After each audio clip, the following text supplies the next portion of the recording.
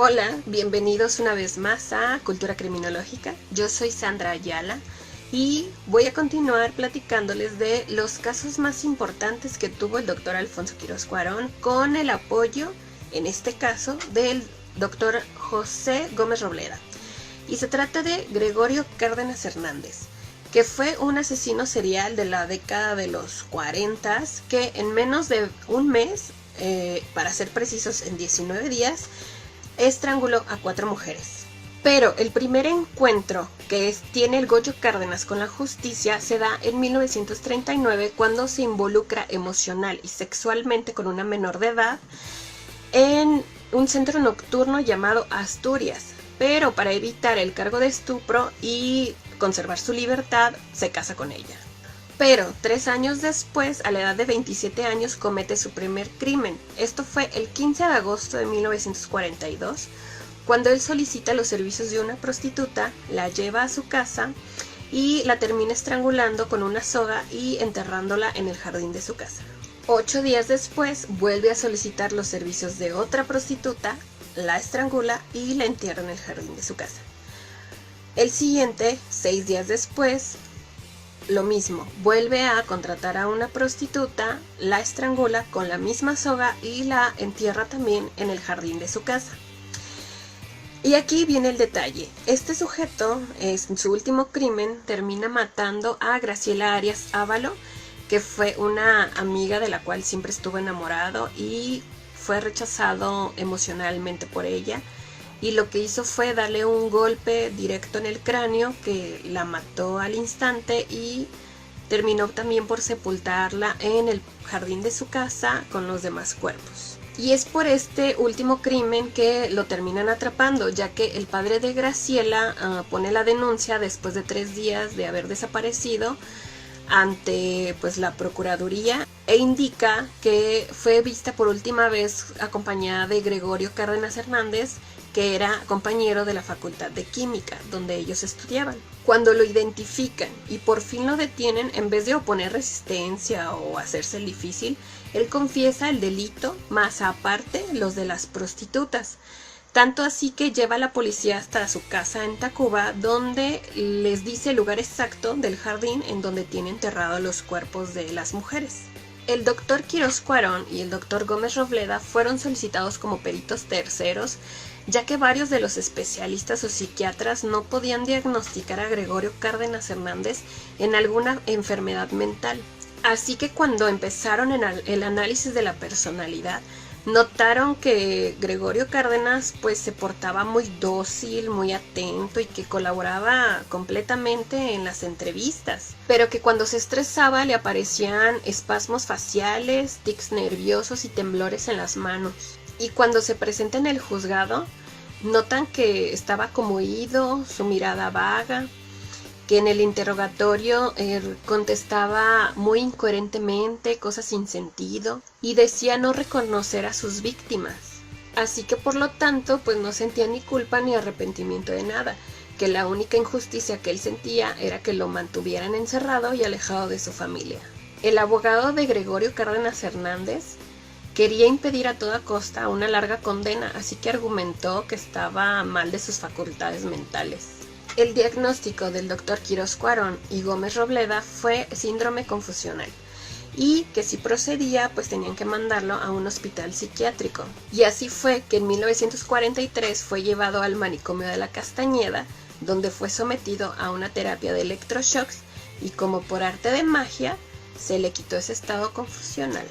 Esto hizo que se adaptara rápido, que empezara a tener visitas, a leer libros de psiquiatría y a asistir a clases que impartía el director del manicomio.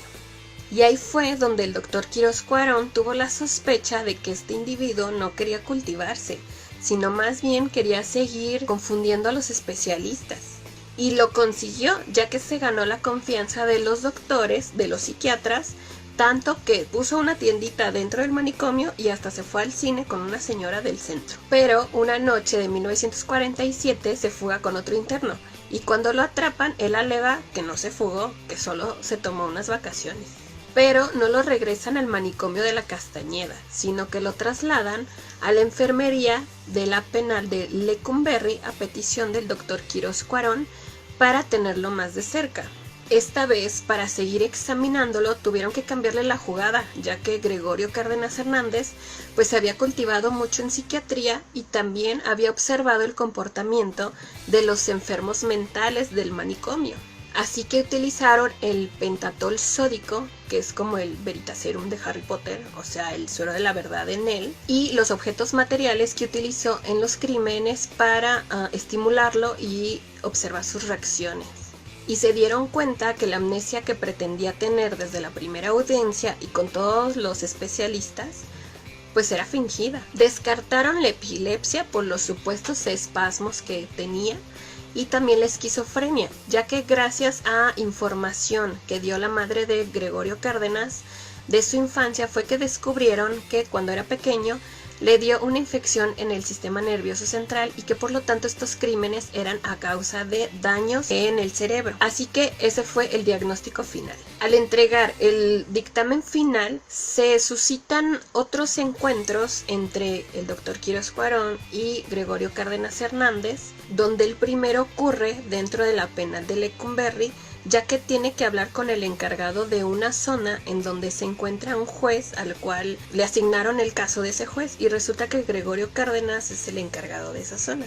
Y es donde se entera que Gregorio se ha encargado de difundir la leyenda que él ha estudiado derecho dentro de la penal. El segundo encuentro se da tiempo después en el mismo pabellón, en donde el doctor Quirós Cuarón es invitado a una plática o a una conferencia y se da cuenta que entre los asistentes se encuentra Gregorio Cárdenas.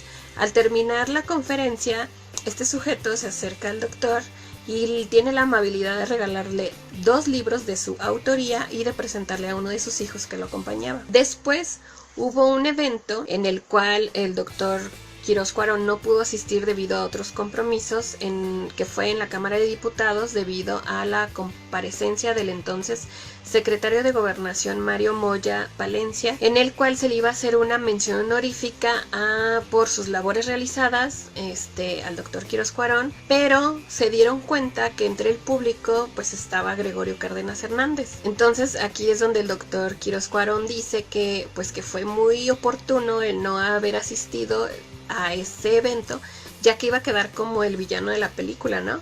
Ya que pues ovacionaron de pie a Gregorio Cárdenas por ejemplo de rehabilitación y de readaptación social. Cabe mencionar que Gregorio Cárdenas cumplió con una condena de 30 años. Cuando sale, se mantiene honestamente debido a las ganancias que le acarrearon los 4 libros que publicó. También gracias al litigio que pudo hacer gracias a las clases que le dio el ex juez corrupto que compartió celda con él, y también a la dirección general de una revista publicada semanalmente que se dedicaba a escribir historias verídicas que ocurría en el Palacio Negro de Lecumberri. Y bueno, este fue otro caso que tuvo Quirós Cuarón en sus manos, que en lo personal se me hace uno de los más interesantes y controversiales debido a lo que pasó en la Cámara de Diputados en nuestro querido México precioso, en donde se ovaciona de pie a un asesino serial. Y bueno, espero que les haya gustado, espero que compartan y comenten esta publicación. Y sigan la página de Criminólogos Conciencia. Yo los veo la próxima semana con más cultura criminológica. Gracias.